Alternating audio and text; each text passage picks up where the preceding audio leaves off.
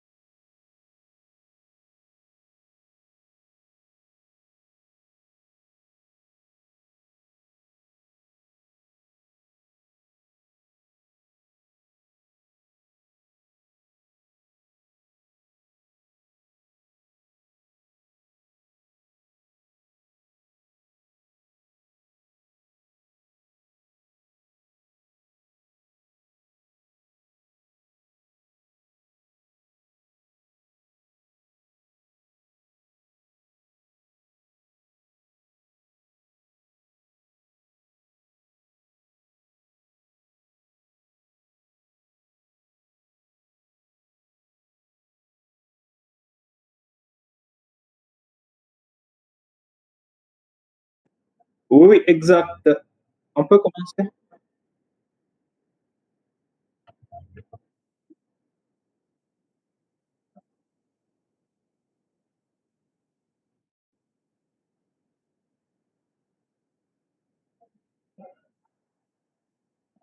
OK.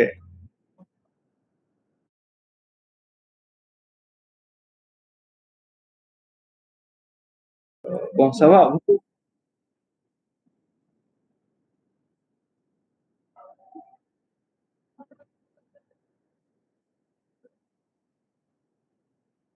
Ah, attends, monsieur, j'avais mis 2 minutes seulement. Il dit il veut se connecter maintenant.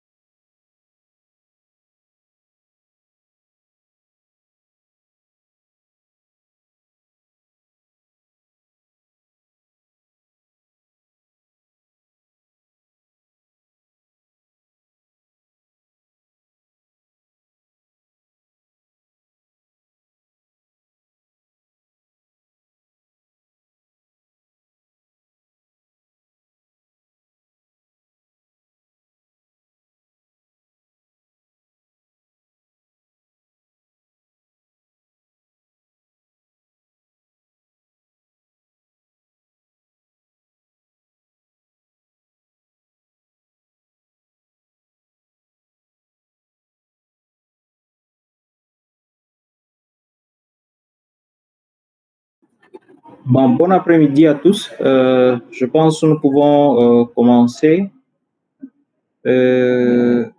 Nous avions commencé notre cours de programmation distribuée. Et là, nous avions parlé un peu de notions de base concernant la programmation distribuée. Et nous avions souligné que la programmation distribuée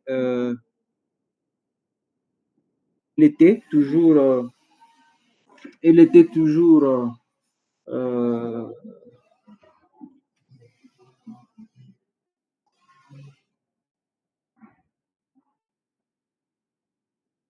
donc la programmation distribuée s'est fait en parallèle, bien sûr, avec la programmation parallèle.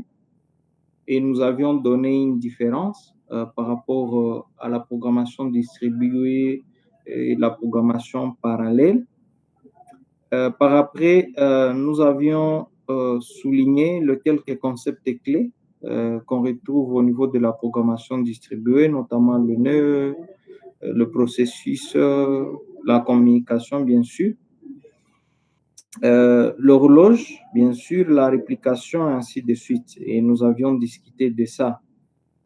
Par après, nous avions donné un peu quelques engins concernant l'utilisation de ce paradigme-là.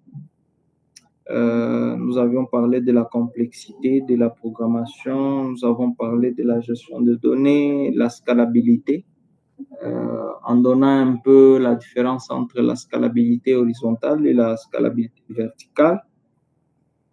Nous avions discuté des domaines d'application de la programmation distribuée, notamment au niveau de calcul scientifique dans la simulation de phénomènes complexes.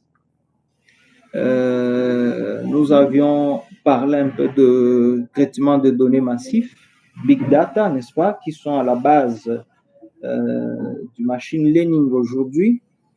Nous avons parlé un peu aujourd'hui, l'architecture moderne du web repose sur le système et la programmation distribuée.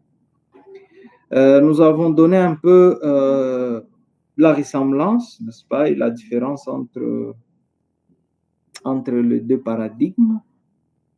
Et enfin, nous avons donné une nette différence entre programmation et système, n'est-ce pas? Et là, nous avions souligné que la programmation, de l'ingénierie logicielle, nous allons plus nous atteler sur le paradigme, c'est-à-dire que le style de programmation qu'on utilise pour créer des applications distribuées. Mais si nous étions dans une autre spécialité, peut-être réseau infrastructure, nous allions nous atteler simplement sur la façon dont on peut installer une infrastructure distribuée. Nous avions donné un peu les avantages, n'est-ce pas, quelques avantages, mais vous savez, avec une technologie, il y a toujours des inconvénients et la logique serait toujours d'utiliser le moindre mal lorsque vous choisissez une technologie donnée. Nous avons donné un peu les exemples réels, n'est-ce pas, de la programmation distribuée. Quels sont les types d'applications au niveau mondial qui utilisent ce paradigme-là? Nous avions discuté longuement sur les difficultés principales concernant la latence, le pan, n'est-ce pas, la synchronisation, et nous avions donné un peu une différence sur l'utilisation de bases de données. Et là, nous avons parlé du théorème CAP, le théorème CAP qui est plus utilisé avec le base de données relationnelles. À part ça, aujourd'hui, nous allons continuer avec le type d'architecture avant de programmer.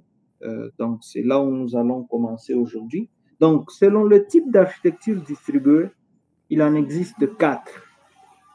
Auparavant, la programmation distribuée a commencé avec le style client-serveur. Donc, c'est un style où il y a deux ordinateurs, n'est-ce pas? Deux ordinateurs qui communiquent. L'un, c'est un client, l'autre, c'est un serveur. Il y a le client qui a un ordinateur qui demande à un autre ordinateur des services, n'est-ce pas? Et le serveur donne une réponse, bien sûr, au client. Et lorsque nous sommes en train de programmer aussi, il est possible à ce que nous programmions aussi deux programmes. Donc, un client, ça sera un software, une application qui va demander, n'est-ce pas, une autre application de service. Et cette application aussi va lui fournir une réponse. C'est un paradigme qui a existé depuis 1980, mais aussi qui est aujourd'hui. Ne vous en faites pas, vous pouvez retrouver ce type d'architecture dans beaucoup de systèmes informatiques.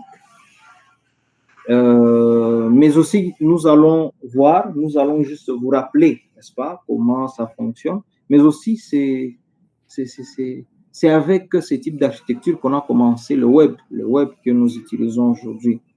Maintenant, il y a un autre, l'architecture orientée service qu'on appelle le SOA, donc Service Oriented Service, donc c'est en anglais, le S Service, ou Oriented à Service Oriented Architecture. Donc, service orienté architecture. Donc, c'est un service indépendant qui a plusieurs ordinateurs dans un réseau, n'est-ce pas? Et ces ordinateurs s'échangent, n'est-ce pas, des informations via des messages.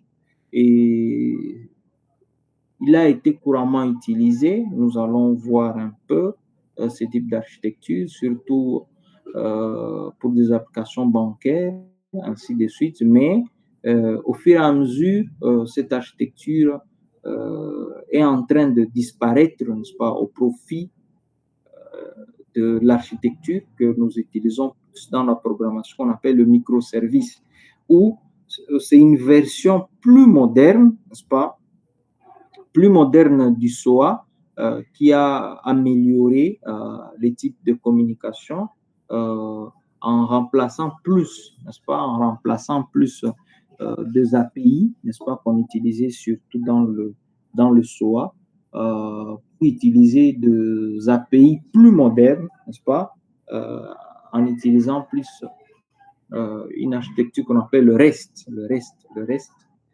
Et par après, parlant des architectures, il y a maintenant l'autre architecture système, simplement, qui est utilisée simplement au niveau de système, qu'on appelle le cloud. Le cloud. Aujourd'hui, nous savons ce système, le cloud, ou l'informatique dans le nuage, qui est vraiment une application plus moderne du système distribué. Et là, nous voyons des géants comme Microsoft Azure, nous voyons AWS, ainsi de suite. Maintenant, parlant un peu des architectures distribuées, bon, vous allez retrouver un peu le type de réplication à l'intérieur. Donc, il y a plusieurs façons de faire une réplication. Vous allez retrouver dans les notes. Mais ce que nous pouvons souligner est que lorsque vous avez deux ordinateurs ou plusieurs ordinateurs dans un système distribué, il y a toujours un master, donc un serveur principal, et il y a toujours d'autres nœuds secondaires qu'on appelle des esclaves ou slaves, n'est-ce pas? Des esclaves qu'on appelle aussi de slaves, mais aussi on peut faire une redondance du serveur pour avoir plusieurs masters. On en a discuté d'ailleurs avec mon ami Joseph dernièrement lorsque nous parlions un peu de l'architecture, un peu de l'ICANN, concernant le domaine, la gestion de noms de domaine et autres choses. Et là, nous avions vu que quand vous avez dans un système distribué, quand il y a toujours un master, souvent un master est répliqué sur 3 ou 4 autres serveurs. C'est-à-dire qu'à l'absence de l'autre serveur, il y a d'autres serveurs qui prennent le relais, ok, qui prennent le relais, surtout avec cette architecture qu'on appelle le RAID. Maintenant, en résumé, si nous pouvons résumer, donc les architectures parallèles se concentrent sur l'exécution, comme on l'avait bien vu, sur l'exécution simultanée de plusieurs tâches sur une unité de traitement. Et quand on parle d'unité de traitement, on voit le microprocesseur, mais tandis que les architectures distribuées se concentrent sur la répartition des tâches sur plusieurs unités de traitement éloignées. Et là, on voit l'utilisation de plusieurs ordinateurs qui se comportent comme si c'était un seul ordinateur. Et comme je vous ai dit, le choix des architectures dépend de votre besoin, n'est-ce pas, et la complexité du système à mettre en place. Et il revient à vous de choisir quelle est l'architecture que vous pouvez utiliser. Maintenant, nous allons plus dans ce cours nous atteler sur la programmation distribuée, même si le paradigme parallèle sera toujours là, parce que nous allons toujours l'utiliser. Et comme rappel, souvenez-vous, on vous avait dit d'installer un certain nombre de logiciels dont NetBeans, la version minimum de 8.2 ou plus, mais qui s'installait lorsque vous aviez déjà mis un JDK, ça va? Mais aussi l'installation d'un PLG, et on vous avait montré comment il fallait le télécharger. Mais je suis sûr que vous vous êtes heurté à certains problèmes, surtout IntelliJ qui est c'est un logiciel qui est payant, mais je vous ai dit que lorsque lorsque vous avez un email attaché à une institution académique, on vous donne le logiciel gratuitement.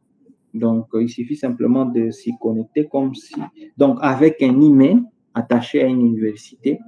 Et là, automatiquement, vous l'utilisez sans payer même un centime.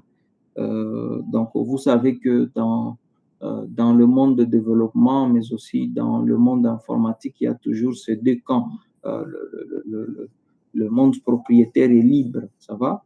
IntelliJ, il ressemble un peu à PyCharm que vous utilisez avec Python et Android Studio, mais lui est conçu simplement pour l'utilisation de Java et Kotlin. Ça va, de Java. Quand je parle de Java, surtout Java avec sa version Spring.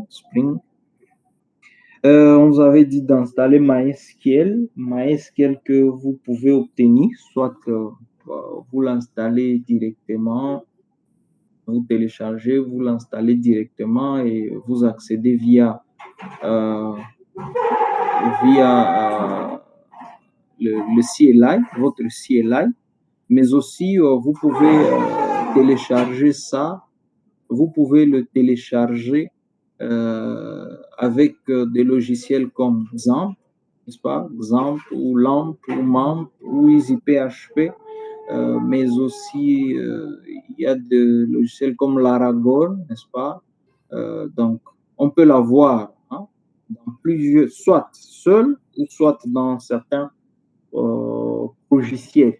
Dans certains logiciels, donc XAMPP ou MAMP ou LAMP, EasyPHP, Laragon, n'est-ce pas?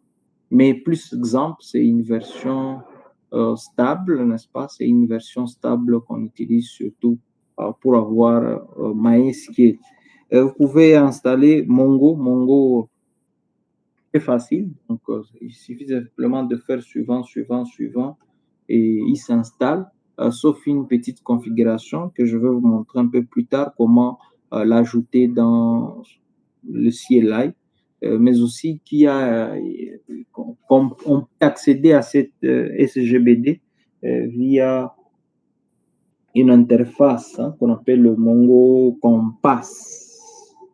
Et c'est que les amis, ils ont précisé, la majorité avait Windows. Donc, avec Windows, vous savez, c'est le clicodrome. Hein? C'est utiliser simplement le clicodrome. Donc, vous téléchargez un logiciel, vous faites suivant, vous lisez très bien s'il n'y a pas de configuration. Et s'il y a d'autres configurations que vous voulez, vous pouvez ajouter simplement dans votre CLI pour la manipulation plus rapide, n'est-ce pas? Ainsi de suite.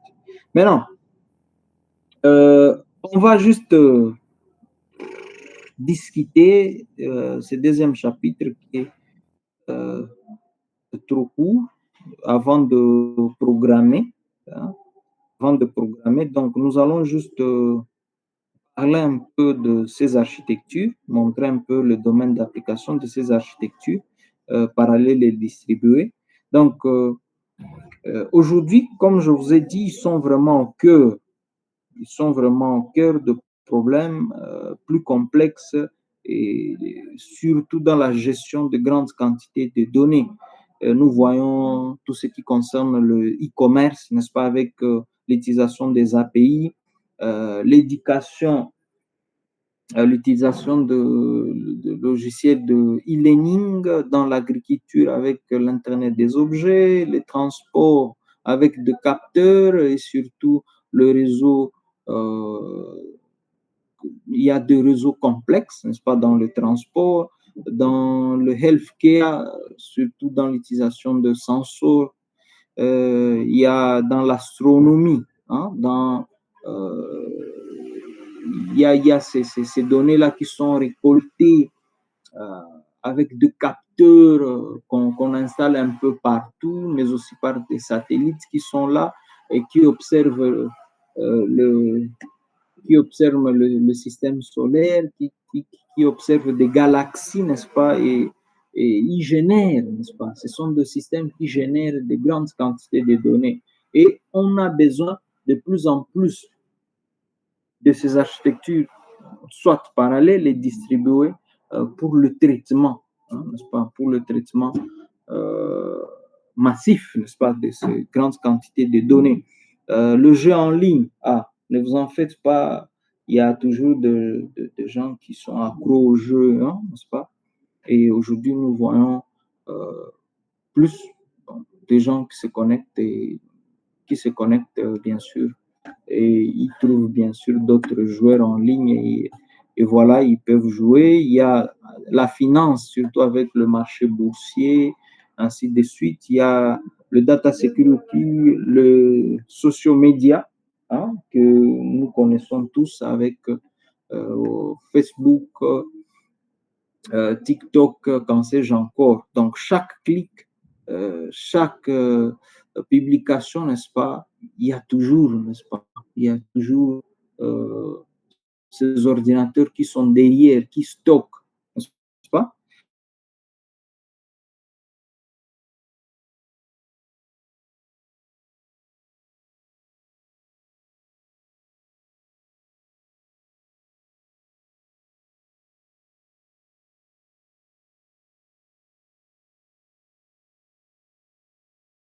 Vous savez, dès on a conçu le cas évolué autour de la miniaturisation parce il fallait chercher un ordinateur de plus en plus miniaturisé. Lorsqu'on est arrivé vers le processeur, n'est-ce pas, on l'a pas changé, on n'a pas changé d'architecture, des composants, mais on essaie un peu de multiplier, n'est-ce pas, plusieurs, donc plusieurs processeurs, n'est-ce pas, central. Et là, aujourd'hui, nous, euh, des systèmes, donc de processeurs multicœurs, donc c'est juste un processeur, il y a plusieurs unités qui sont indépendantes, qu'on appelle le cœur. Euh, et surtout, ces stickers sont vraiment utilisés dans nos ordinateurs personnels et plus plus de serveurs mais aussi qu'on retrouve facilement dans des appareils mobiles, hein, n'est-ce pas? Un hacker, il peut varier de quelques-uns à plusieurs dizaines et voire plus. Je ne sais pas si vous avez déjà vu un serveur, quand vous arrivez à notre université, pour vous montrer quand même à quoi ressemble un serveur. Souvent, on parle un peu de ordinateur et les gens peuvent imaginer peut-être que c'est costaud, non, c'est juste un ordinateur. Il a presque, pour ne pas dire architecture que les ordinateurs que nous avons. Non, bon, c'est la même architecture parce que il y a un outil de stockage et de traitement parce que c'est ça l'ordinateur. Donc, nous pouvons n'importe quel système qui peut prendre les données en entrée, le stocker, mais aussi fournir un résultat, c'est déjà un ordinateur. Maintenant, ces ordinateurs sont des de processeurs qui sont de plus en plus puissants et qui sortent bien sûr, euh, qui sont chers, chers euh, et mais aussi un peu de plusieurs plusieurs risques que on puisse avoir un système de stockage et mais aussi l'algorithme qu'on utilise pour que lorsque vous écrivez une information, que cette information puisse se répéter sur plusieurs que du roman, donc à nos ordinateurs normaux que nous utilisons au jour le jour. Maintenant, voilà un peu, on a essayé un peu de montrer ce type de processeur aujourd'hui. Vous avez Intel Core, voilà, d'ailleurs Intel qui bat le record sur le marché. Il y a Ryzen, euh, il y a, il y a d'autres, mais quand même, ce sont les deux qui sont de plus en plus utilisés. Il y a aussi Radeon, non, c'est toujours Intel Core, Intel Radeon, c'est juste de marque, mais au-delà de ça, il faut juste voir combien de quelle logique, n'est-ce pas, possède ces microprocesseurs. Mais ce que nous pouvons aussi remarquer de plus en plus, au niveau des architectures de nos ordinateurs, on ajoute toujours un processeur graphique. Nous savons que le traitement des images vidéo, le processus de traitement des images vidéo sont de nature gourmande, n'est-ce pas? Ils consomment un peu des ressources au niveau des microprocesseurs et de plus en plus au niveau de serveurs et des ordinateurs modernes, on essaie un peu d'ajouter ces systèmes-là de processeurs graphiques pour le traitement simplement des vidéos et des images. OK? Qu'on appelle le GPU, n'est-ce pas? Graphic Processors Unit. Maintenant, parlant maintenant de termes clés, lorsque vous mettez plusieurs nez ensemble, n'est-ce pas, plusieurs ordinateurs ensemble qui sont interconnectés comme un seul, c'est ce qu'on appelle le cluster. Donc, on parle de cluster, donc c'est plusieurs ordinateurs, plusieurs nœuds, parce que nous avons dit dans un système distribué, ok, chaque unité, on l'appelle un nœud. Les clusters sont utilisés pour traitement de charges de travail importantes et pour fournir une haute disponibilité. Donc, nous l'avions souligné. Donc, quand on est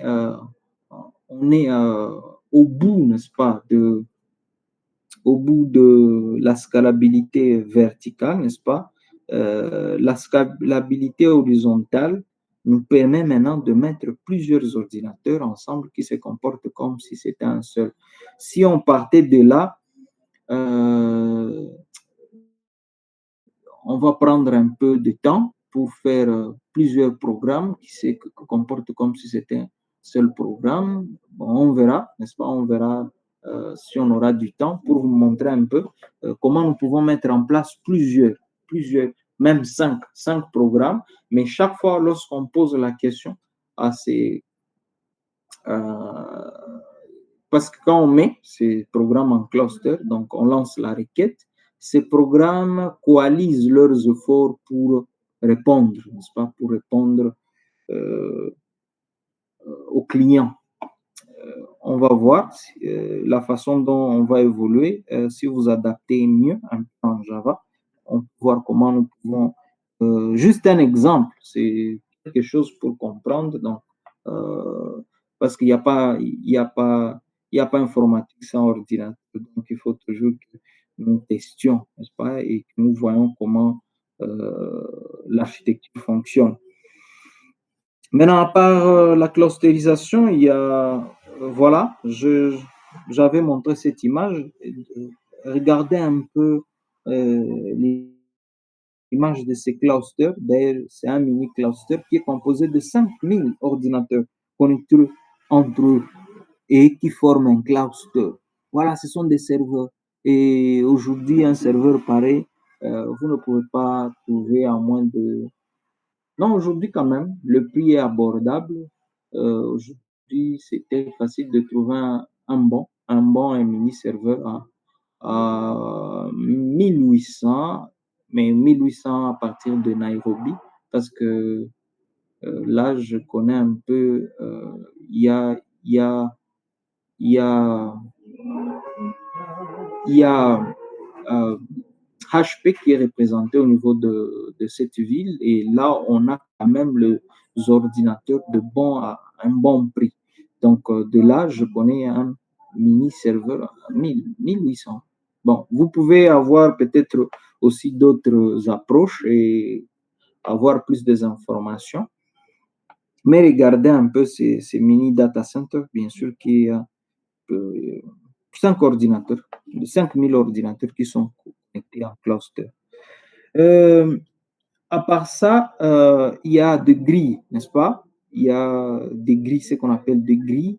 Des grilles, c'est juste une infrastructure distribuée qui permet de partager des ressources informatiques.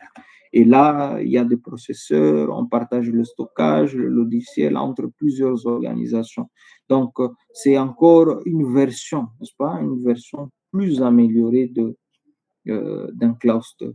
Et au-delà de ça, il y a maintenant cette architecture qu'on appelle le cloud, n'est-ce pas? Le cloud qui est plus répandu aujourd'hui, là où il y a une infrastructure complexe, n'est-ce pas?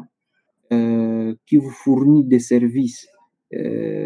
serveurs, stockage, mais aussi de logiciels à la demande, mais via Internet.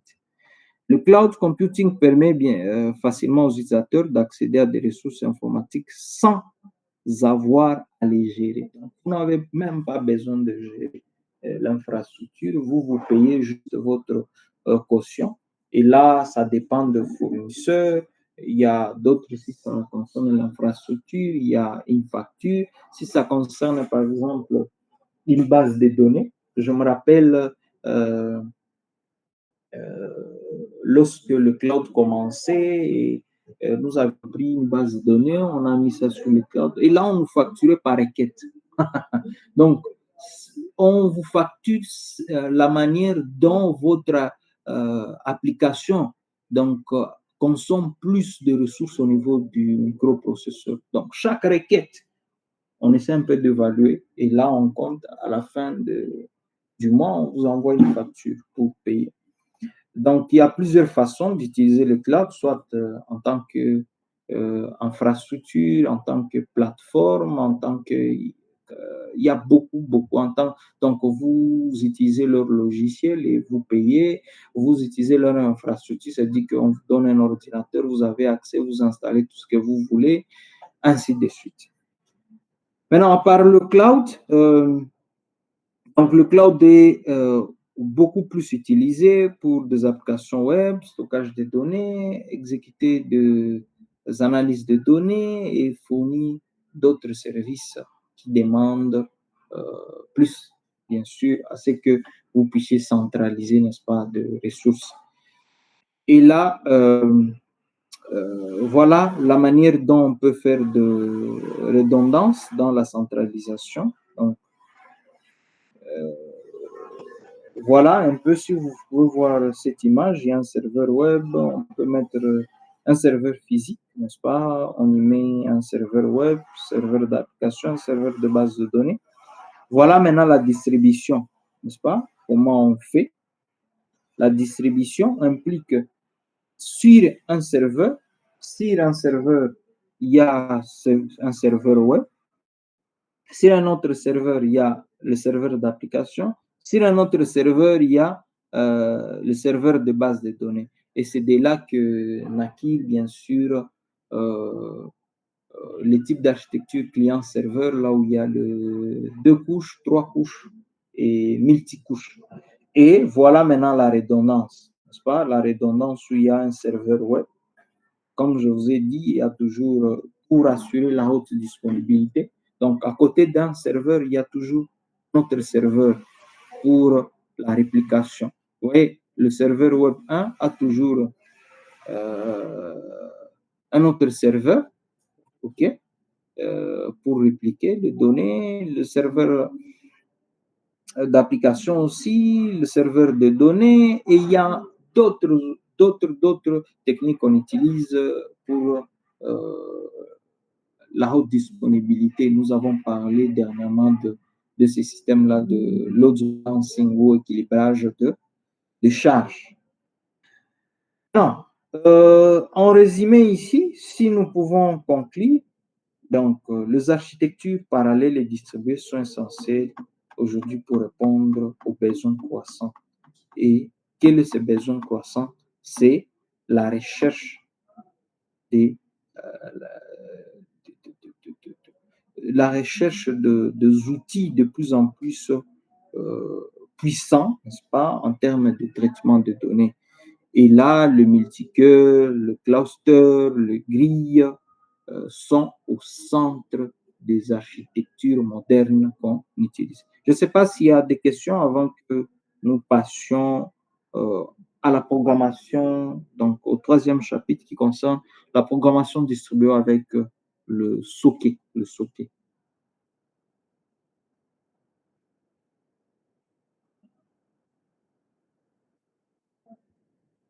Joseph, Tegra, Yves, il y a des questions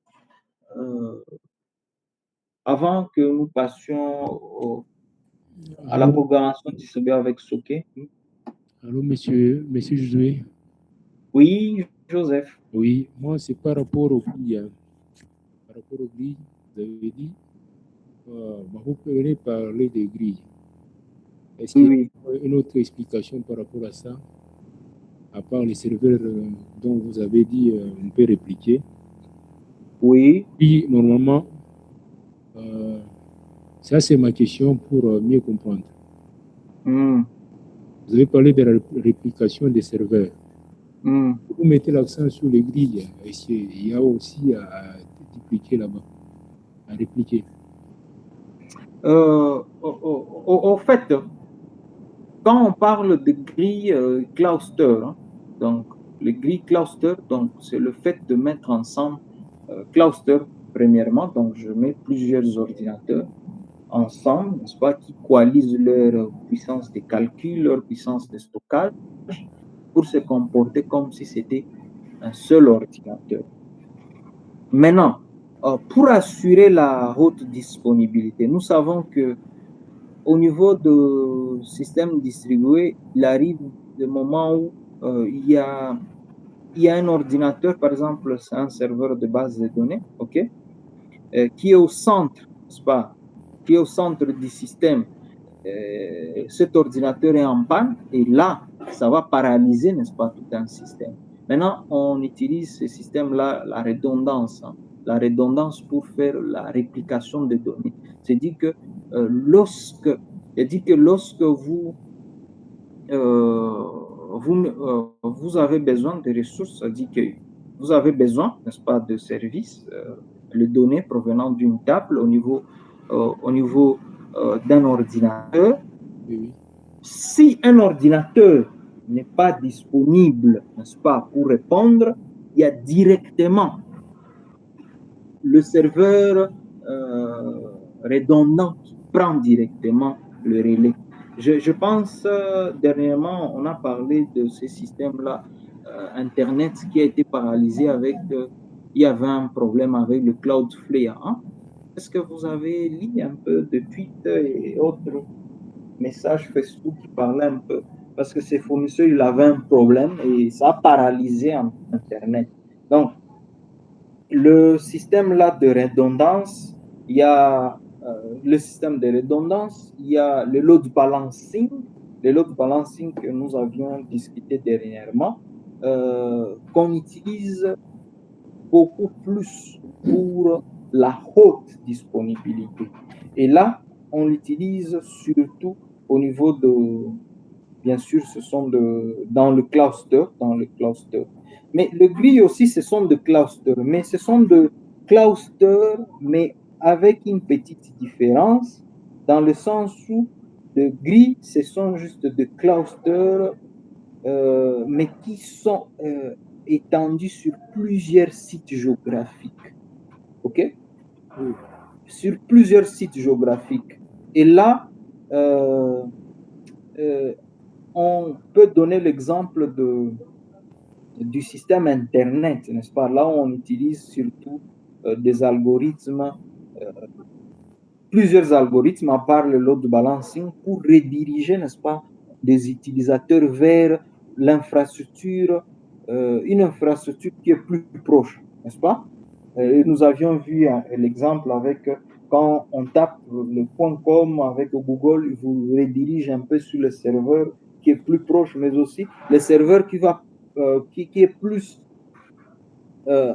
qui a été installé plus qui a été installé simplement pour servir les utilisateurs tiers. Par exemple, c'est de la République démocratique du Congo. Par exemple, nous et les Américains, donc on n'est pas toujours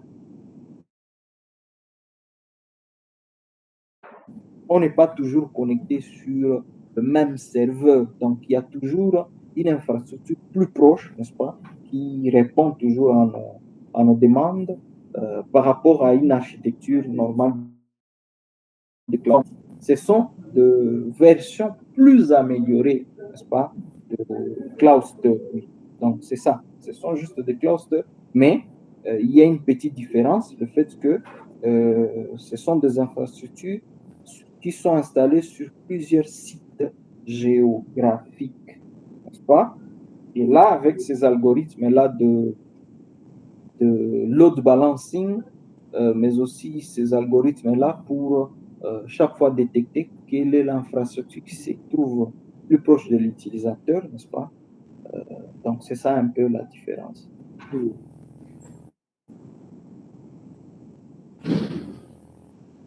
Il y a une autre... Oui, monsieur Anti.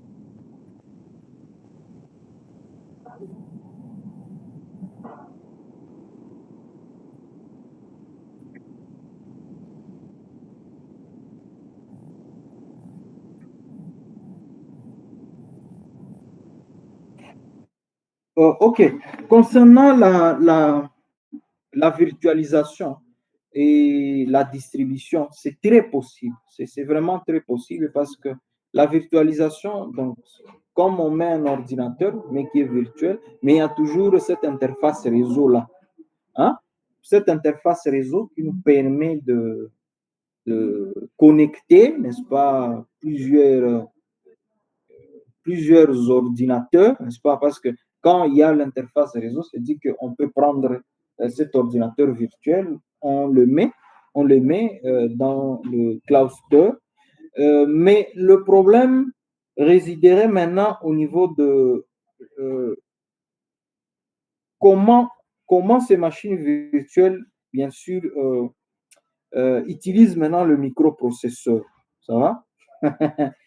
Le microprocesseur, c'est-à-dire que au niveau de machines virtuelles, donc on peut le mettre en cluster, mais ces machines, eux, pour accéder à la machine physique, ils utilisent le système parallèle. Oui, parallèle. Donc, plusieurs machines virtuelles à l'intérieur. Donc, pour communiquer avec la machine physique, ils utilisent ce système parallèle, mais avec d'autres ordinateurs, ils sont en cluster. Oui.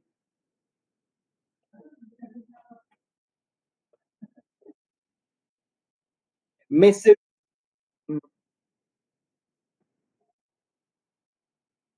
Oui, vas-y, vas-y.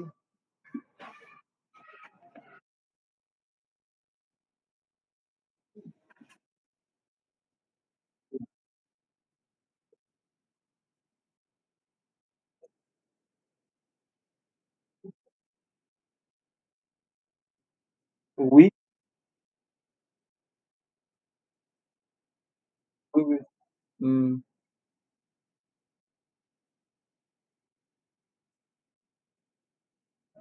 Non, non, non. Le fait que ces ordinateurs sont, ils sont ensemble, ok? Quand plusieurs ordinateurs, donc la distribution et le parallélisme, c'est dans quel sens? Quand on a plusieurs ordinateurs et chaque ordinateur a son microprocesseur, n'est-ce pas? Et son système de stockage, là, ça devient une distribution. OK? Donc, ça devient une distribution. Mais lorsque sur un ordinateur, donc plusieurs ordinateurs, quand on parle de l'ordinateur, il faut voir la partie là soft, ça va? Soft. Hein? Parce que nous sommes en train de nous baser sur le soft, pas les hard. OK? C'est juste qu'on ne peut pas, si on a le temps, on peut simuler. Donc, lorsque plusieurs logiciels, bon, je prends la définition du soft. Donc, lorsque plusieurs logiciels tentent d'utiliser un seul microprocesseur et une unité de stockage au même moment, là, c'est la parallélisation. Donc, c'est le parallèle. C'est un style parallèle. Donc, plusieurs softs tentent de manipuler un seul microprocesseur et une unité de stockage au même moment. Là, on a dit au même moment. Au même moment. Là, c'est un style qui est vraiment parallèle.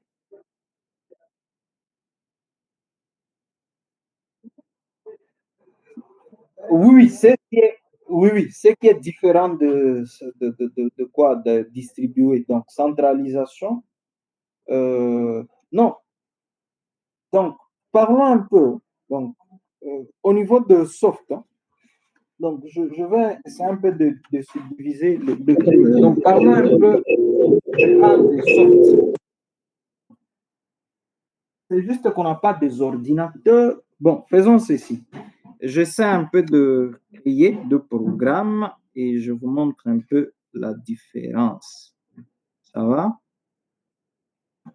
Je pense, est-ce que tout le monde a NetBeans? On peut voir NetBeans. Oui.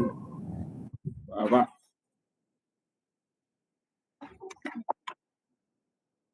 Je vais ouvrir NetBeans. Ça, oh, ok. Ça va, mon ami. Je vais ouvrir NetBeans.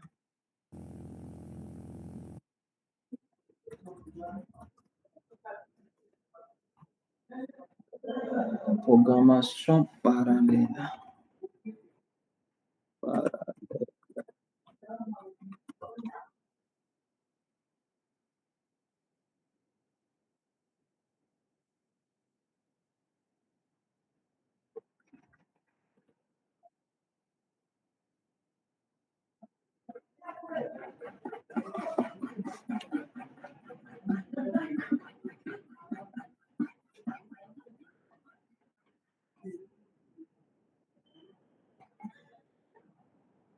Maintenant, parlons un peu du parallélisme en utilisant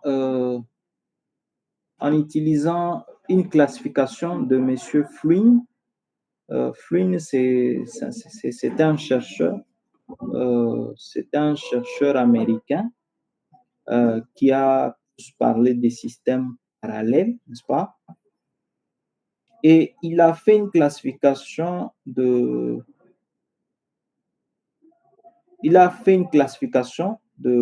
systèmes parallèles en 4, n'est-ce pas? Et là, nous avons le SISD, il y a le MISD, il y a le SIMD, il y a le MIMD. Ça va? Je vais vous donner un peu la philosophie avant de voir comment nous pouvons classifier. Donc, je parlais un peu. Tapez Flynn. Flynn, mon écrit, je vais taper ici. J'espère que vous voyez mon écran. Il y a classification. La classification de Flynn. Voilà, Flynn comme ça, comme je l'ai écrit. Vous pouvez écrire dans certains livres, on écrit taxonomie de Flynn. Maintenant, il a classifié le processeur, il y a le SISD. C'est juste que ça va nous prendre du temps. Coder chaque philosophie. SISD, n'est-ce pas? Il y a le SIMD. Et enfin, il y a le MIMD.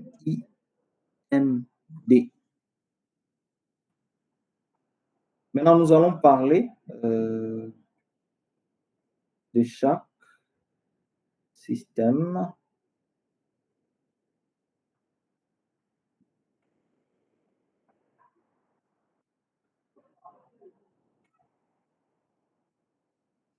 Maintenant, avec le SISD ici, c'est l'architecture normale que nous utilisons. Et cette architecture, c'est l'architecture de Von, n'est-ce pas, de von Neumann. Je pense que tout le monde connaît Monsieur von Neumann. Donc, c'est l'architecture du microprocesseur que nous utilisons, n'est-ce pas? Et là, c'est cette architecture-là que M. von Neumann il a proposé, n'est-ce pas? Et là, la philosophie autour de ça, le SISD, n'est-ce pas? Où vous avez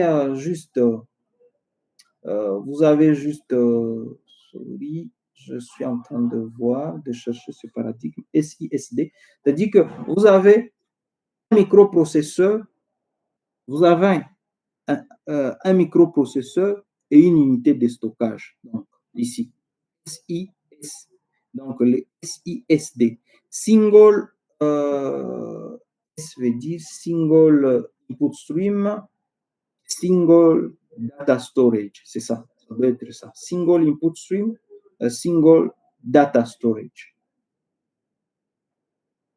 Il y a ça. Single input stream, je pense que c'est ça. Attends, je vois. Bonnement, il y a single input stream, single data storage. Il y a maintenant, c'est dit que vous avez un seul microprocesseur et une unité de stockage, n'est-ce pas? Un seul disque dur, mais aussi vous avez un processeur monocœur. Donc, il n'y a pas beaucoup de cœurs à l'intérieur. Le SISD. Maintenant, il y a l'autre ici, maintenant le SIMD. Parlons un peu du SIMD. SIMD, où vous avez maintenant, donc vous avez un seul microprocesseur, une unité de contrôle ou de traitement, mais vous avez, non, une unité de contrôle, mais vous avez plusieurs unités de traitement. Une unité de contrôle, mais plusieurs unités de traitement.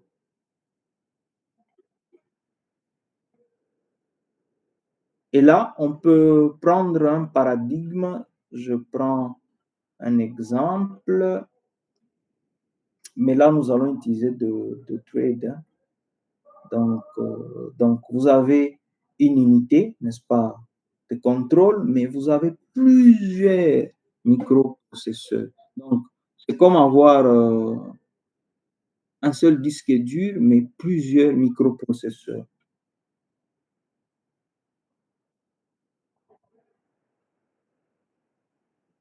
Est-ce que vous avez un peu du temps que nous programmions?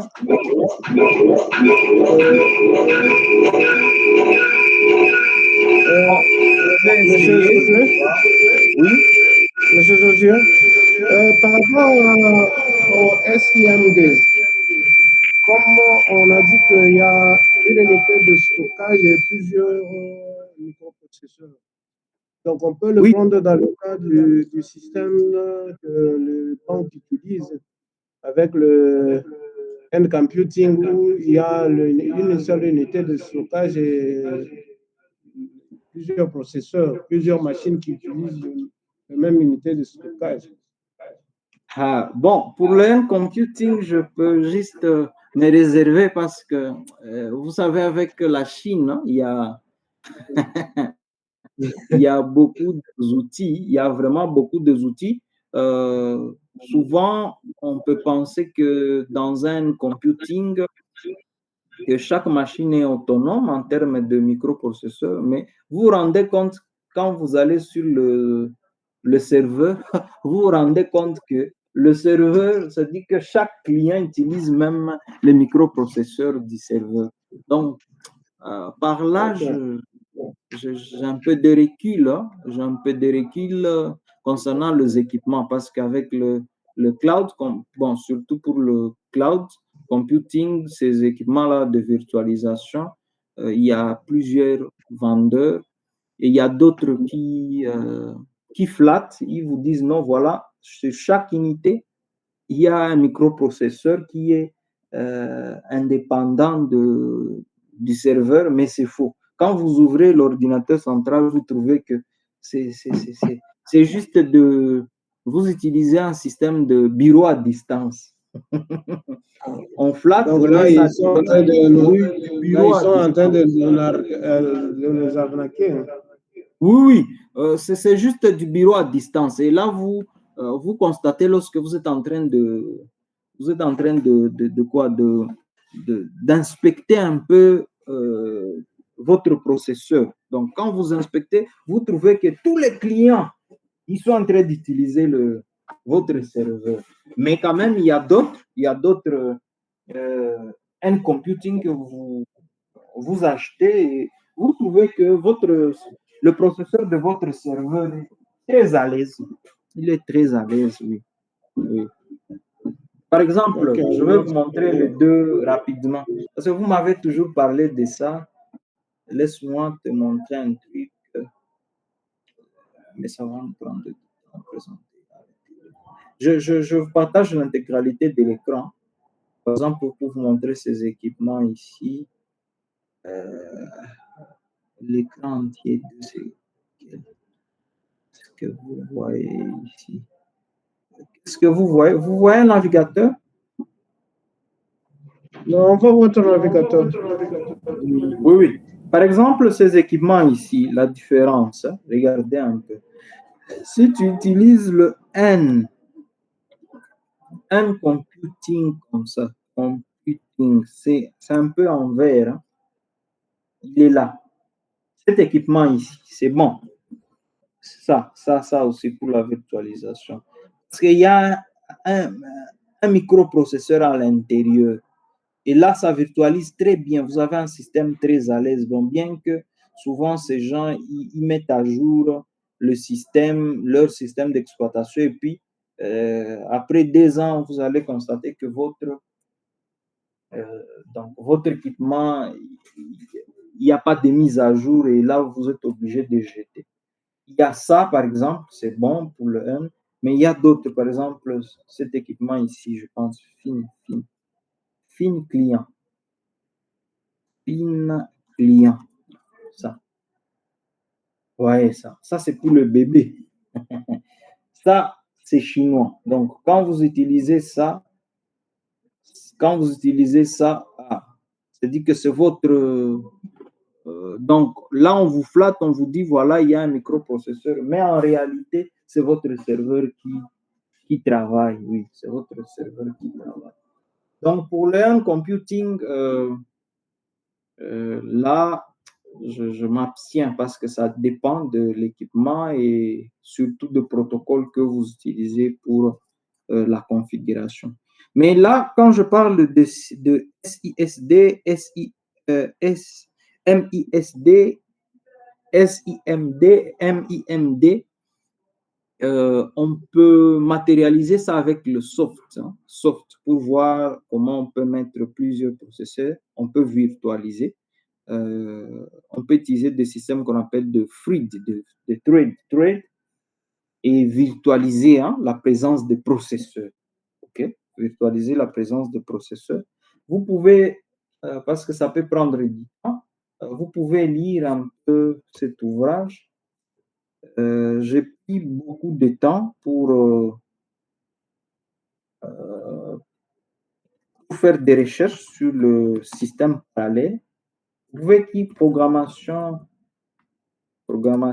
parallèle. Voilà, sur Internet.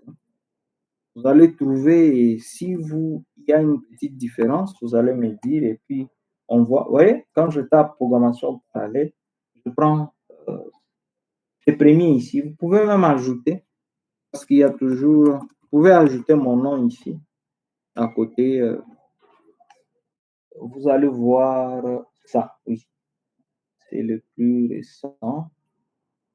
Oui, sur SageGate, oui, vous allez voir. Voilà, il est là. Il est là. Les livres, il est riche. Bon, il ressemble un peu à ce que nous allons voir, mais c'est différent parce que nous allons plus nous atteler sur la programmation distribuée, n'est-ce pas? Mais c'est un syllabus de programmation purement parallèle. Purement parallèle. Vous allez voir, c'est là où on a parlé un peu de génération et taxonomie de fluide.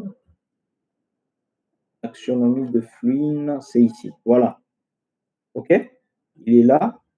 La nature de flux, voilà ces systèmes ici de programmation de microprocesseurs. Voilà. Une unité de contrôle, une unité de traitement. Une unité de contrôle, plusieurs unités de traitement. Une unité de traitement, plusieurs unités de contrôle. Plusieurs unités de traitement, plusieurs unités de contrôle. Et c'est ça le système distribué. Celui-ci ici. Donc, lorsque vous allez au-delà de plusieurs unités de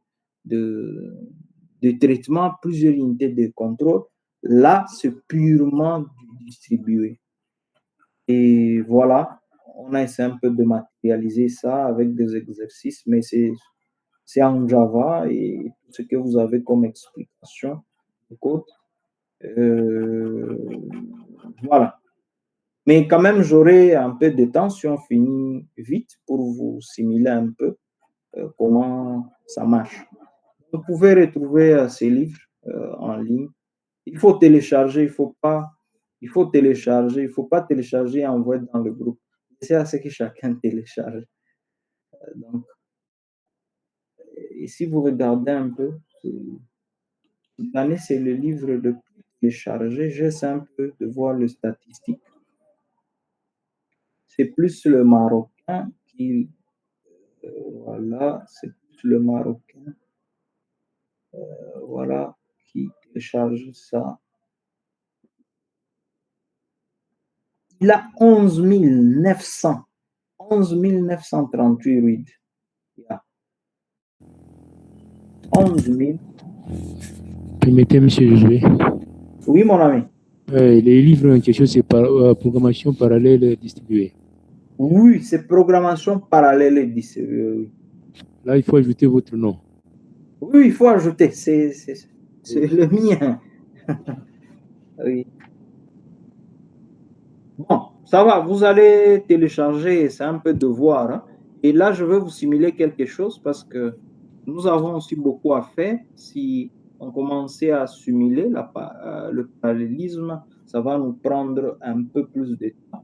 Mais on va voir si on va trouver un peu de temps pour simuler un peu. Donc, vous allez télécharger, voir clair à l'intérieur. Hein. Donc, on revient chez nous. On revient.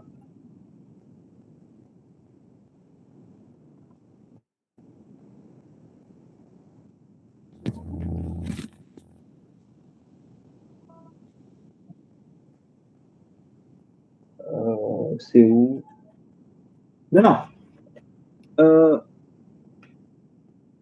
vous aurez le temps de voir. Hein. Cette classification, ça va un peu vous clarifier. Il y a des exemples. Là, on simule même la présence des unités de contrôle, des unités de traitement. Et là, on comprend encore plus ce style-là parallèle. Hein, ce style-là parallèle. Et voilà. Maintenant, parlons maintenant de socket. Rapidement, de socket. Ce sont des notions que vous connaissez, qu'on a utilisées d'ailleurs depuis 1980. Mais ne vous en faites pas, ce sont des technologies qu'on utilise encore aujourd'hui. Mais c'était la base même pour comprendre la programmation parallèle et distribuée. Maintenant, on parle d'une socket, c'est pas c'est une, c'est donc une socket, c'est un point de terminaison d'une communication. Ce ne sont pas les sockets que vous retrouvez en électricité. Non, non, non, non. On les appelle simplement des sockets en programmation. Et là, on sait que ceux qui sont plus calés en réseau, socket, c'est la combinaison de l'adresse IP suivie du numéro de port, n'est-ce pas? Et là, on sait déjà voir quelle est la machine que vous voulez utiliser et quelle est l'application, parce que le numéro de port représente un numéro, n'est-ce pas? Un numéro au niveau de la couche session, n'est-ce pas? Qui représente un peu la nature de l'application que vous avez utilisée ou que vous êtes en train de demander au niveau du serveur. Maintenant, on a utilisé ces systèmes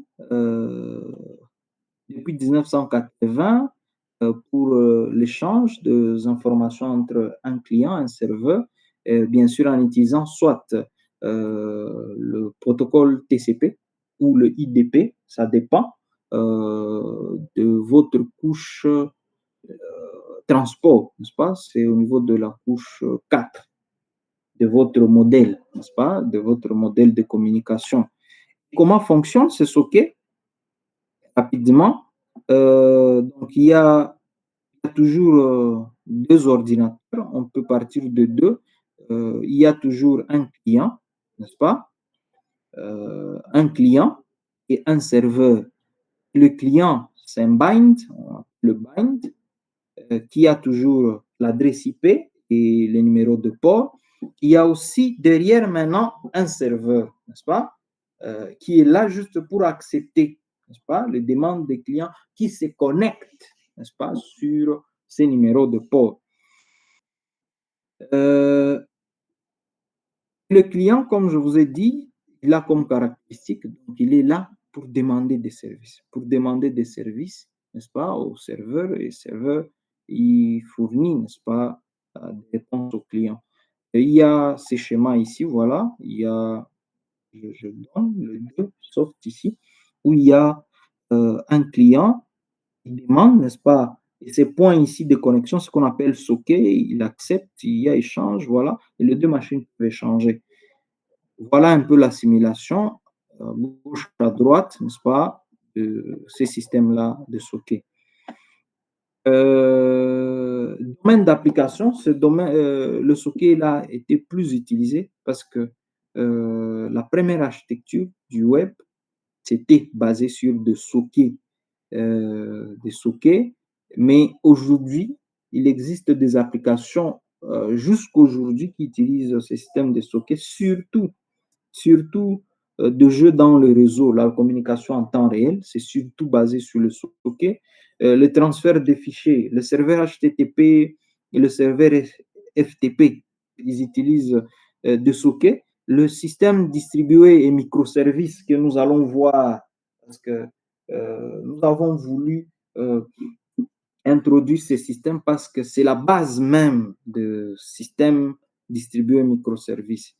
Mais aussi l'Internet des objets, hein, le IoT, que deux sensors, n'est-ce pas, échangent le données, n'est-ce pas, pour l'hétérogénéité.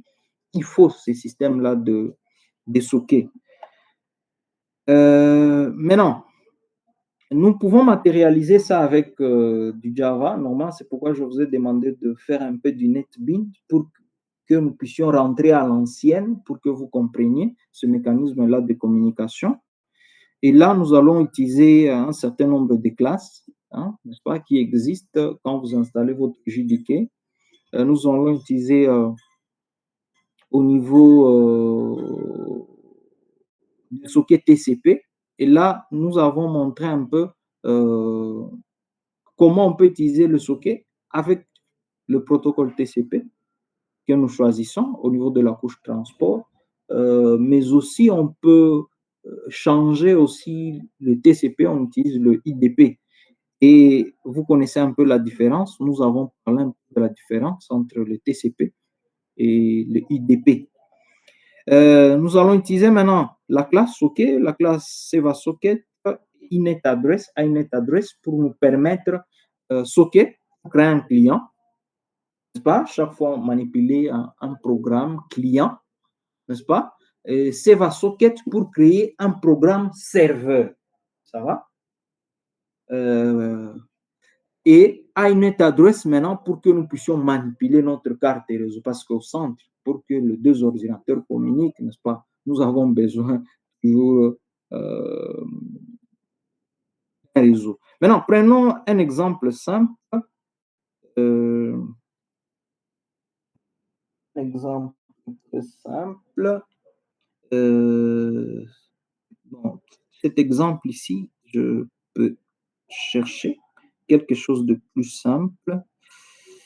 Quelque chose de plus simple. Prenons l'exemple même normal. Vous êtes un enseignant, ok, il y a quelqu'un qui vous pose une question, voilà.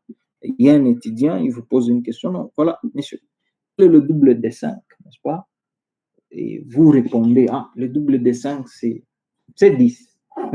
Deux programmes qui peuvent faire simplement cette simulation. Il y a un programme qui demande, voilà, j'ai besoin que tu me donnes le double de 5. Ah, cet autre programme reçoit, voilà, il renvoie. Ça, c'est plus simple pour comprendre l'architecture web avant de passer par le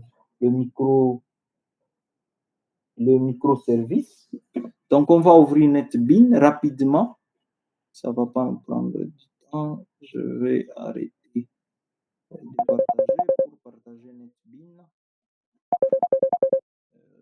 Partager NetBeans. Est-ce qu'il est déjà démarré? Ah, je dois démarrer d'abord NetBeans. Hein? Sorry. Pour que l'on partage, vous devez d'abord avoir l'application. Il prend un peu de temps, ça dépend de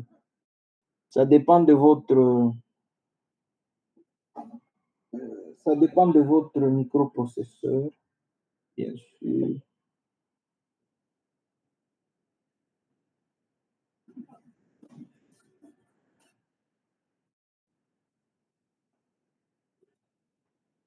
Dès qu'il démarre, il sera en processus. OK.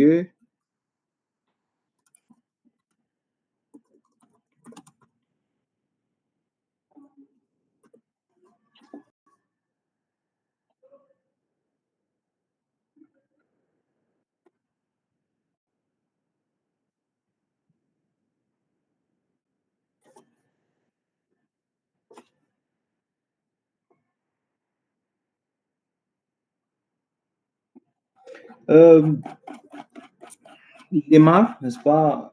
Je veux essayer un peu de d'étendre. Voilà.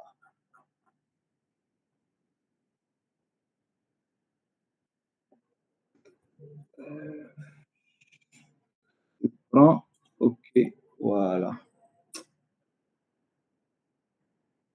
C'est à l'ancienne, hein, n'est-ce pas? Nous allons coder à l'ancienne avant de, de passer à autre chose.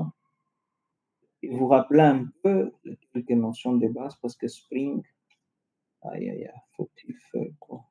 Que centre, palmarès, distribuer, distribuer. Je vais faire le reload, hein, ça va? Vous allez voir comme si je sors, mais je ne sors pas, je actualise. Parce que si c'était, ça dit que là, on comprend que l'architecture ici de Google Meet, hein, c'est une architecture client-serveur pure. Il n'y a pas la synchronisation. C'est-à-dire que si j'allais démarrer directement, le service allait détecter qu'il y a quelque chose d'autre.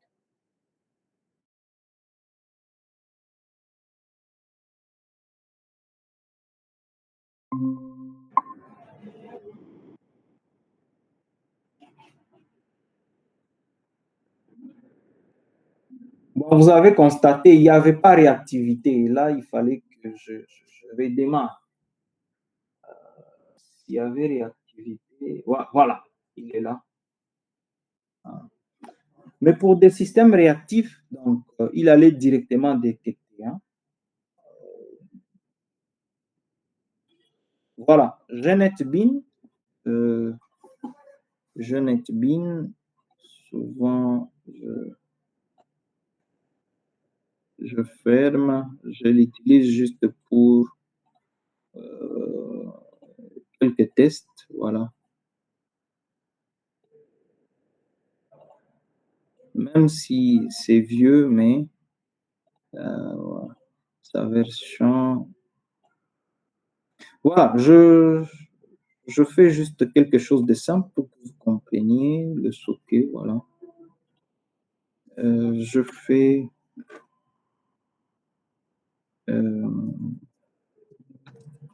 client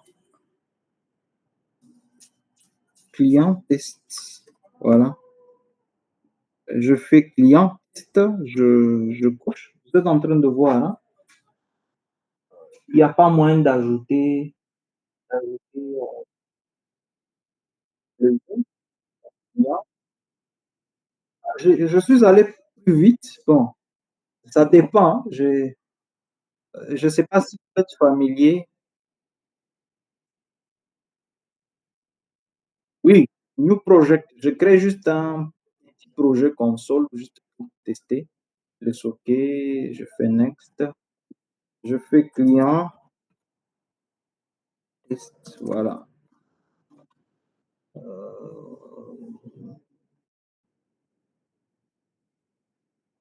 Ici, je vais ajouter un peu. Bon, je zoome. Je vais zoomer.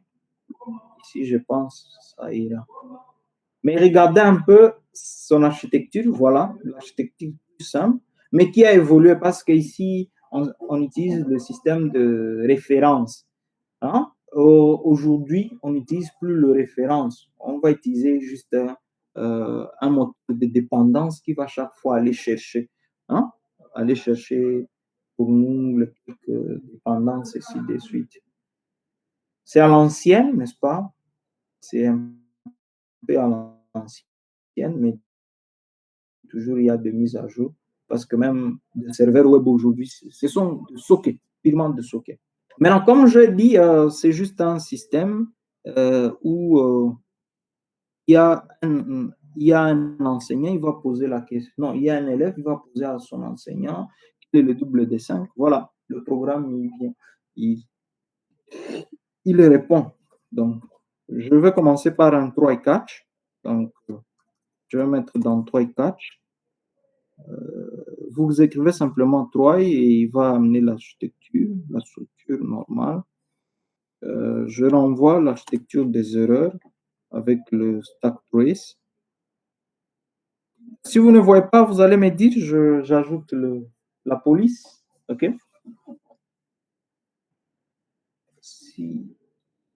Si tout va bien, bon, OK. Maintenant, je vais commencer. Vous pouvez ajouter. Alors, on va juste illustrer, n'est-ce pas? Ça sera juste un programme pour nous montrer un peu le début. J'utilise juste de classe de base. Je fais système out. Il est là. J'affiche juste quelque chose. Println. Voilà. Je le crée. Je me connecte au serveur. Voilà. Un client, il veut se connecter au serveur ou je veux poser une question. Je vais poser une question. Maintenant, ici, on est obligé, comme nous avons vu dans notre PowerPoint, se dit que nous allons utiliser, pour créer un client de connexion, je vais utiliser la classe socket, voilà, qui n'est pas disponible. Bon, bien sûr qui est disponible, vous faites juste contrôle espace. Je crée un socket, juste un socket. Une socket, sorry. C'est au féminin.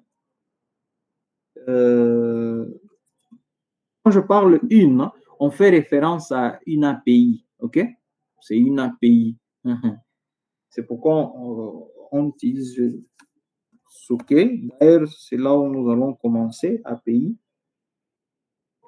Il dit, voilà, nous avons besoin, ici je vais mettre l'adresse IP, je laisse un peu comme ça, vont utiliser un numéro de port, même 1, 2, 3, ok? Que je vais changer d'un moment à l'autre concernant, c'est là où je vais mettre l'adresse IP du serveur ici. Commençons avec le localhost, n'est-ce pas? Parce que là, je peux l'atteindre facilement. Maintenant, pour l'encodage, nous savons que lorsqu'il y a des caractères qui veulent transiter, n'est-ce pas, entre ordinateurs, ce sont bien sûr de binaires, n'est-ce pas? Par exemple, si j'écris 5, j'écris 6, j'écris des caractères, je dois avoir un système qui va transformer en binaire et l'autre qui va prendre le binaire transformé dans le mode décimal ou le mode ASCII, quand sais-je. Je tape input, je vais utiliser un système, je vais utiliser la classe input stream. Donc, on ne retrouve pas souvent. Je vais importer une librairie. Mais dans le cas normal, au lieu d'importer un moteur de dépendance, je mets les dépendances directement. Hein? Il m'amène directement. Je vais utiliser Java.io. On n'a pas besoin d'aller plus loin.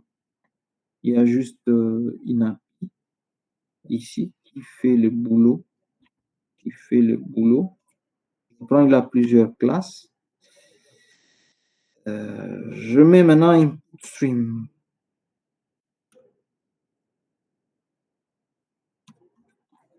Input stream, je crée un objet de la classe input stream. Je l'étends socket.getInputStream. Là, c'est pour encoder. Ça va? Je crée un objet qui va me permettre de faire l'encodage. Le décodage, pour transformer le flux de données, je fais aussi socket, voilà, .getInputStream. J'utilise simplement les deux fonctions. Get output, ça c'est output. Je m'en écris objet socket. Socket, voilà. Get output stream. Maintenant, dès que je l'ai, voilà, il peut poser la question. Je pose la question, voilà.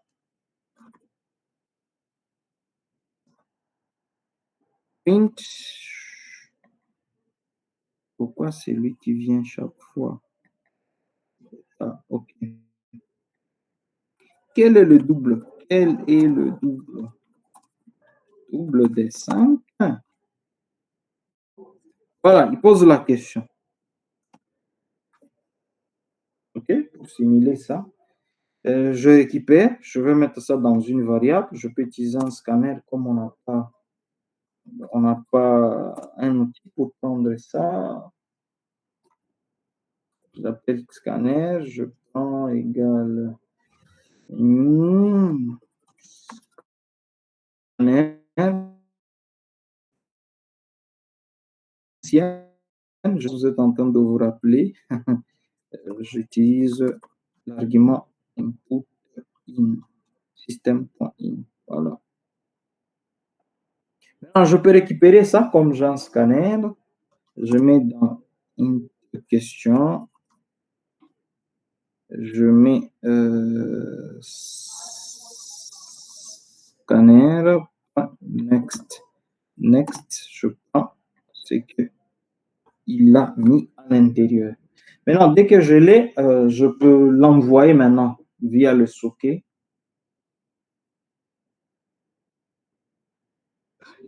OK? Quel est le double? Je prends maintenant output, je transforme ça, j'utilise le write. Il y a toujours ici un système de transforme la question en flux de données. Ça va?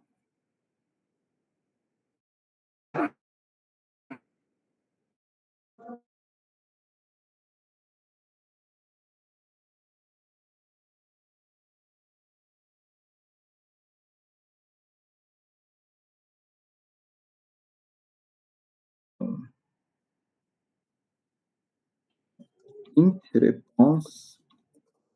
Je prends juste is, donc ce qui va venir sera qui sera donc qui viendra de l'input stream, c'est-à-dire que pour les entrées concernant le flux, je les récupère pas ici au niveau de l'input stream et puis j'affiche la réponse system.out. Là, je n'ai pas calculé. Si vous regardez un peu, je n'ai rien calculé. Je n'ai rien calculé. J'ai juste pris la réponse. Voilà. Sans faire le traitement. Je dis la réponse de l'enseignant. L'enseignant, c'est le serveur ici, n'est-ce pas? Nous savons que l'enseignant, ce sera. Bon, je mets entre parenthèses serveur et voilà. Je concatène réponse. Il est là. Voilà.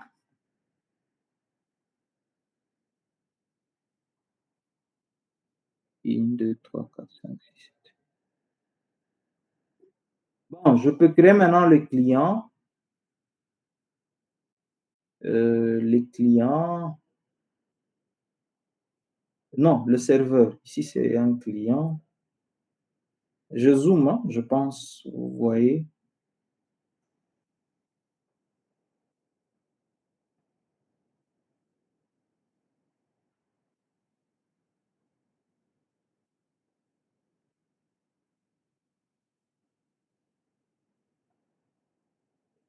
Ah, ici, je mal fait.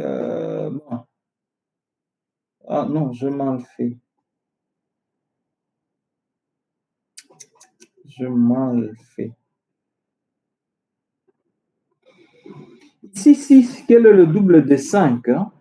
Au lieu de prendre un scanner ici, ici, il va chaque fois lui donner, bon, il va chaque fois répondre à n'importe quel nombre que monsieur donne.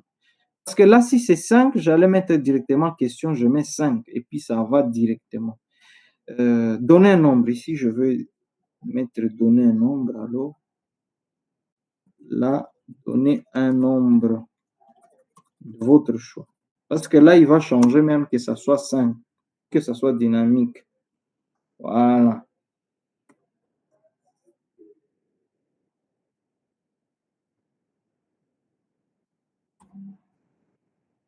Voilà. Là, il va chaque fois donner n'importe quoi. Donc, je pense que c'est clair. Si vous êtes en train de coder au même moment.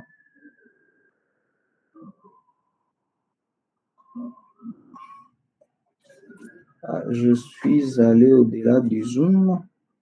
Contrôle-moi. OK. Maintenant, nous pouvons créer un serveur. Un serveur.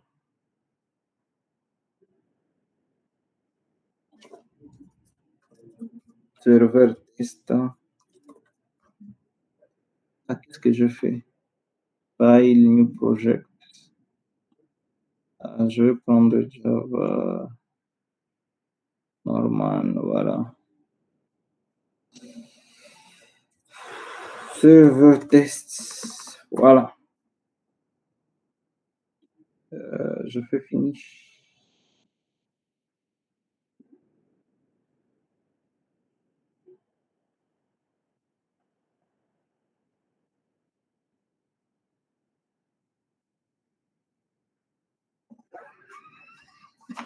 Maintenant, le serveur, lui, il va ressembler exactement au client, mais je vais utiliser, au lieu d'utiliser le socket, je vais utiliser le server socket. Je vais utiliser un server socket, c'est la même chose, je fais 3. Bon, d'ailleurs, je peux copier la même chose pour gagner un peu de temps. Tout ce que je fais chez les clients, parce qu'il y a une petite différence. Je copie, je colle là, au niveau du serveur. Maintenant, la petite différence se situe à quel niveau? Je vais changer, hein, je vais changer. Au lieu que ce programme puisse demander, n'est-ce pas, des questions, je veux recevoir ici. C'est moi qui vais recevoir. Voilà. Au lieu de faire ça, je change. Je mets serveur, comme on l'a vu dans notre API, server socket, c'est server socket. Voilà, il est là. Server socket, je peux mettre SS égale. Je crée un objet, ça va, un objet de type server socket. Je fais passer en paramètre. Si vous vous rappelez un peu, j'ai mis là-bas, au niveau du client, j'ai mis quel port, hein? On va se connecter sur le port 1, 2, 3, 4. 1, 2, 3, 4. Voilà. Ici, server socket, je vais créer. Je vais prendre, j'ai dit j'attends la connexion. Voilà. J'attends la question. Posez la question. Posez votre question. Votre question. S'il est connecté. Voilà. Je fais SS. Je crée un socket. Ici, au niveau du serveur, je fais, il va prendre tout ce qui vient du server socket, il va accepter. Voilà.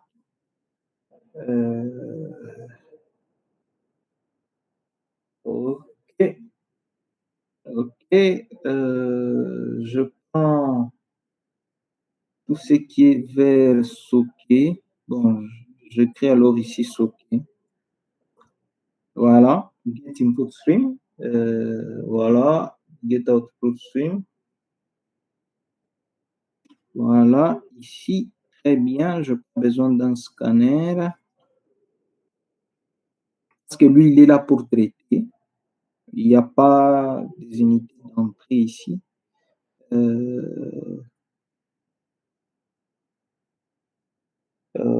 Ici, qu'est-ce que je fais? C'est que les clients, je vais capturer ce que les clients envoient. Posez votre question. Je prends, ok, j'enlève ça.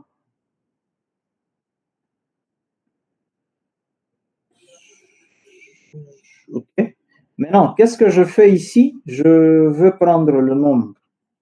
Donc, requête du client. Ici, nous allons voir requête du client. Comment je capte ça? La requête du client, je prends juste int, n'importe quel. Je crée ici même question. Je prends ce qui vient dans le stream, je mets read. Voilà. Maintenant, dès que je l'ai, je peux faire, parce que nous avons le double, il va faire, il va me dire le double. Mais pour être sûr, je voudrais savoir ce qu'il a réussi. Votre nombre est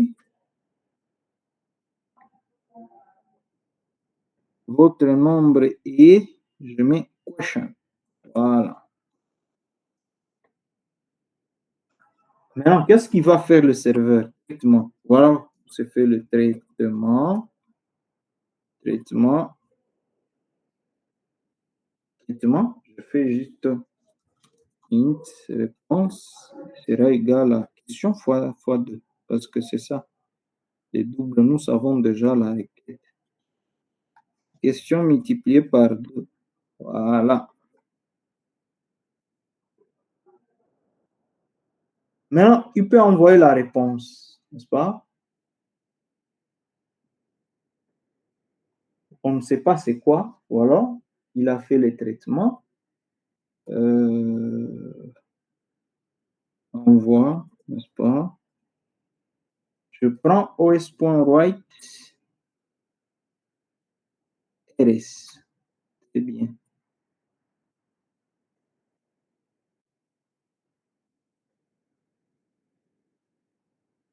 Je prends, oui, rs. Voilà. C'est bien. Et puis je ferme. Je ferme la sortie. Voilà. J'envoie.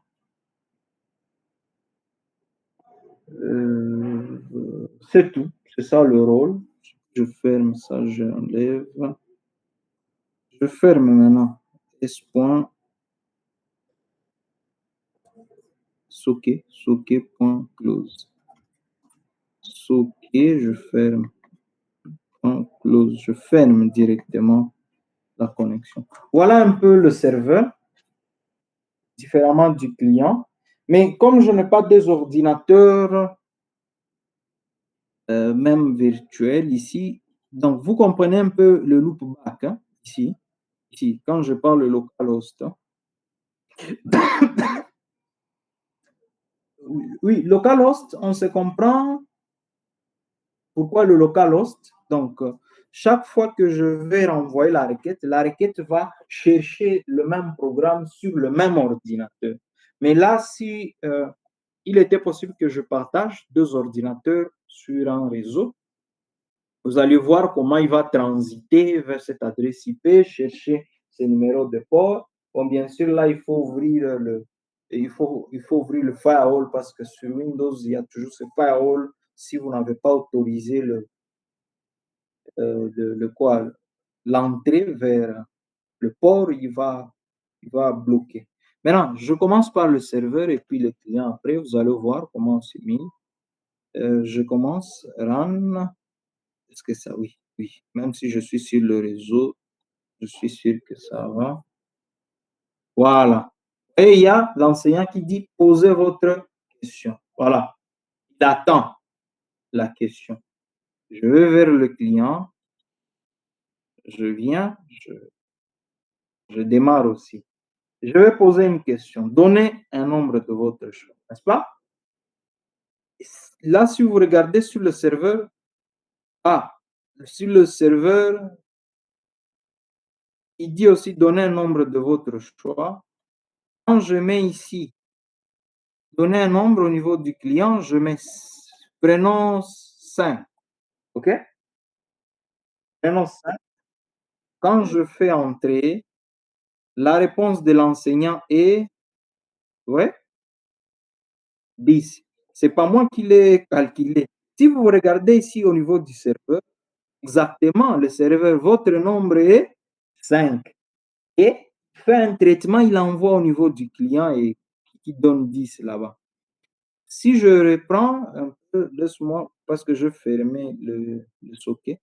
Au niveau du serveur, je fasse ça ici, que vous voyez un peu. Je vais essayer un peu de voir votre nombre et le point que vous voyez. Je peux même afficher ici au niveau du serveur la réponse, hein, ici. Je peux, voilà. Ici, la réponse est, il fait la réponse. Bon, non.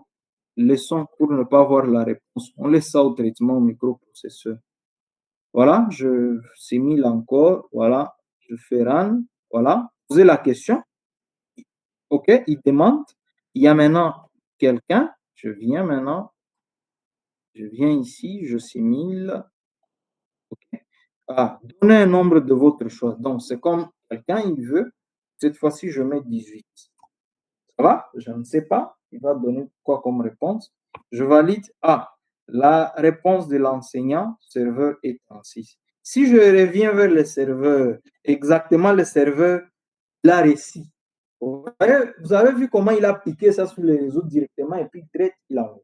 Donc, c'est ça un peu le socket que nous avons utilisé, mais en utilisant le TCP, qui est plus fiable, mais on peut opter encore plus de rapidité avec le IDP, hein, parce qu'il est non orienté connexion. Bon, vous connaissez un peu le mécanisme autour de ça. Et la plupart, vous êtes enseignants, vous connaissez un peu, hein, quand vous dites non, orienté connexion, non orienté connexion. Voilà un peu l'illustration de socket en tant que euh, en tant que programme. C'est là qu'on a commencé pour mettre en place des systèmes clients, donc des systèmes client-serveur qui se transforment en système distribué. Vous allez tester, je vais vous envoyer, vous allez tester, et puis c'est trop simple. C'est vraiment trop simple. Présenter notre contenu. Bon, on va revenir vers le syllabus pour voir. Voilà. Donc, vous pouvez utiliser, j'essaie un peu de mettre un peu de code à l'intérieur, mais cet exemple est encore plus complexe que l'autre là, pour voir si un serveur, si un ordinateur peut atteindre l'autre dans un réseau, ils peuvent se saluer juste, ah, hello, ah, ça va, l'autre aussi répond. Maintenant, le socket, ils ont évolué, bien sûr, vous pouvez faire avec le IDP, c'est encore plus rapide que le TCP, mais au lieu d'utiliser le server socket, vous utilisez le datagram socket. Voilà. Hein, le datagram socket et le datagram packet pour créer un client et un serveur. Non,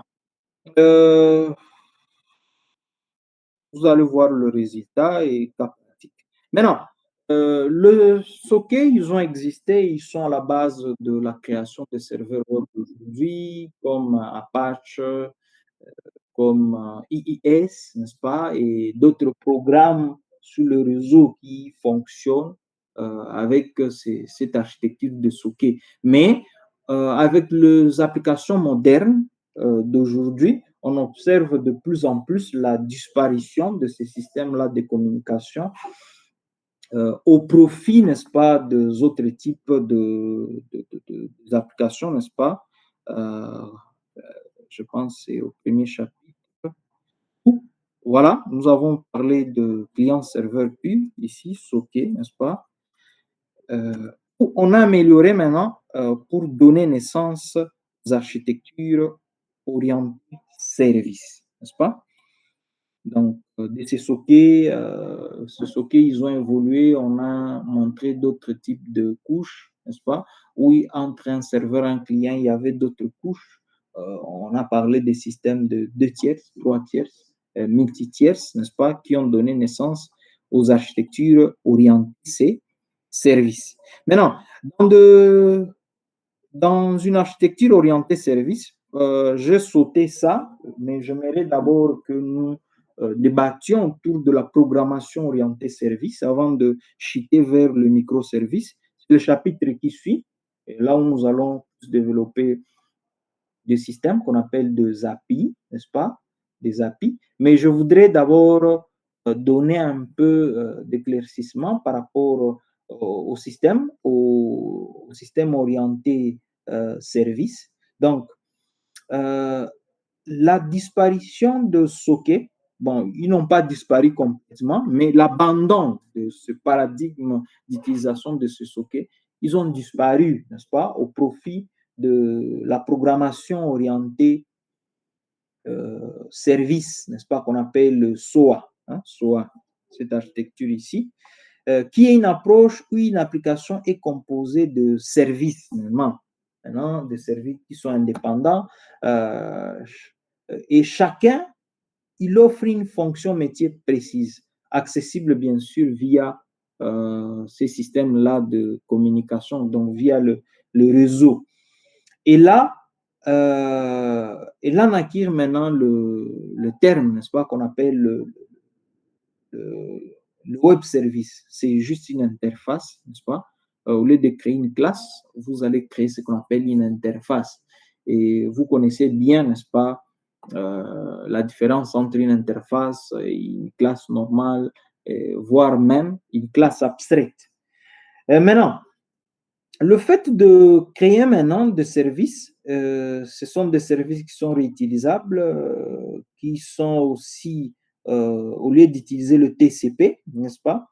Au lieu d'utiliser le TCP, parce que nous savons que le TCP, il faut savoir réellement l'adresse IP et à part cette adresse IP, manipuler aussi de ports, n'est-ce pas? Nous allons utiliser d'autres standards. Et la programmation orientée service a plus utilisé de protocoles. Au lieu d'utiliser le protocole TCP et UDP, on a utilisé plus de protocoles SWAP. On a utilisé des protocoles qu'on appelle SWAP, comme le savon, comme ça, savon en anglais. On a utilisé des protocoles HTTP du web. On utilise maintenant plus de formats, soit XML, n'est-ce pas, ou JSON, voilà, pour le format maintenant de partage des informations. Maintenant, ce paradigme, comme je l'ai dit, il a plus utilisé donc, ce protocole, le SOAP. Il y avait un autre aussi protocole qu'on appelle le DCL. Vous allez chercher dans nos WSDL. Hein, ce sont le protocole le plus utilisé ici. Bien sûr, avec ça, ce sont le format. Quand je dis XML, ce n'est pas le protocole. Donc, ce sont ce protocole ici, le SOAP, le HTTP et le WSDL. D'ailleurs, le WSDL, c'est la norme. C'est la norme d'ailleurs pour la mise en place des protocoles. Parce que nous savons le protocole de communication entre. Donc, nous savons le langage pour que deux ordinateurs communiquent en tant que protocole. Hein, n'est-ce pas? Ce sont juste des règles aussi de base qu'on définit. Et la plupart des protocoles sont basés sur le WSDL comme norme, n'est-ce pas? Norme de communication. Et ces systèmes de software, de service oriented architecture a permis à ce que le système soit encore plus hétérogène et utilisé aussi dans de grandes entreprises et puis avec Java parce que je suis presque un développeur natif hein, de Java, je l'ai vu évoluer à partir de sa version 8 jusqu'à sa version 14. qu'on a aujourd'hui. On a utilisé des technologies comme le JAX, le JAX, qui ressemble plus à Ajax, hein, au système Ajax qu'on utilise au niveau de JavaScript. Là, il était possible, bien sûr, de manipuler plusieurs services, n'est-ce pas? Plusieurs services qui sont indépendants sur plusieurs ordinateurs. Donc là, vous comprenez que c'est le débit maintenant d'utilisation de plusieurs serveurs. C'est-à-dire que sur un serveur, on met un service, sur un autre, on met un service, sur un autre, on met un service. Et on ne fait que faire des appels à distance. D'ailleurs, on a utilisé aussi d'autres technologies, le RMI, hein, on appelle le remote method invocation. En d'autres termes, c'est quoi? C'est l'invocation de méthodes à distance. Donc, on est en train de faire appel à des méthodes juste en connaissant le nom. Et là, on utilisait, c'est d'ailleurs le débit de ce qu'on appelle des annotations ici. Hein? Nous allons utiliser annotations. Ce sont des choses que vous connaissez, hein, utiliser des annotations. Donc, on appelle juste une méthode à distance sans pour autant spécifier l'endroit où ça se trouve, non plus l'adresse IP, non plus le numéro de port, n'est-ce pas? On l'invoque à distance et on commence à manipuler ça. Maintenant, ces systèmes, c'est de là que naquit le système de ce qu'on appelle de web service. Parlons un peu de web service et API avant de débiter, n'est-ce pas, ces styles. Maintenant, parlons un peu, c'est quoi une API? Parce que nous avons parlé un peu ici, hein, n'est-ce pas? Parce que là, on va dans la profondeur, n'est-ce pas, de l'utilisation de ce paradigme ici. C'est quoi une API? Oui, s'il y a quelqu'un, il peut juste, on discute hein, d'une API avant d'aller vers le reste et autres. Mon ami Jérémy, vous avez une idée, c'est quoi une API? Souvent, nous l'utilisons chaque fois, que ce soit dans des cours en ligne, que ce soit dans des livres, on a toujours parlé, même nous ici, nous avons maintes fois invoqué ce terme API. Ah, il est 18 heures. Bon, on peut discuter et partir. Je sais qu'il est temps. Mais c'est quoi une API? Une API.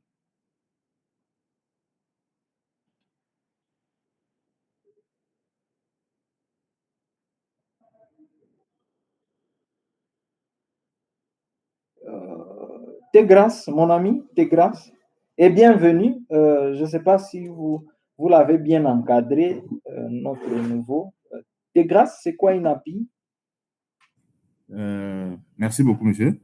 Je peux comprendre, c'est API, comme on le dit, oui, ou API. Oui, normal. Oui.